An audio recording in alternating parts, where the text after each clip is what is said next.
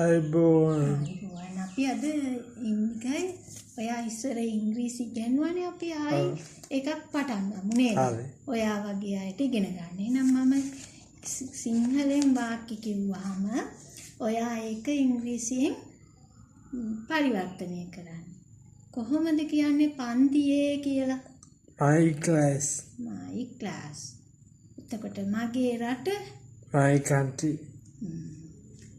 ඔහුගේ තාත්තා his father. ඇගේ අම්මා her mother. මෙහාට එන්න come here. මට උදව් කරන්න help me. ඉංග්‍රීසි කතා කරන්න speak in English. කවුරුවත් ආවේ නැහැ. Nobody came.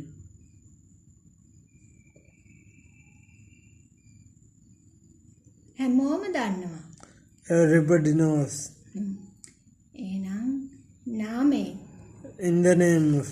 හරි එහෙනම් අනිත් අයටත් ඉගෙන ගන්න අපි අපේ YouTube නාලිකාව subscribe කරලා like එකක් දාලා share කරන්න. ආයුබෝවන්. අයිබෝන්. තෙරුවන් සරණයි. තෙරුවන් සරණයි.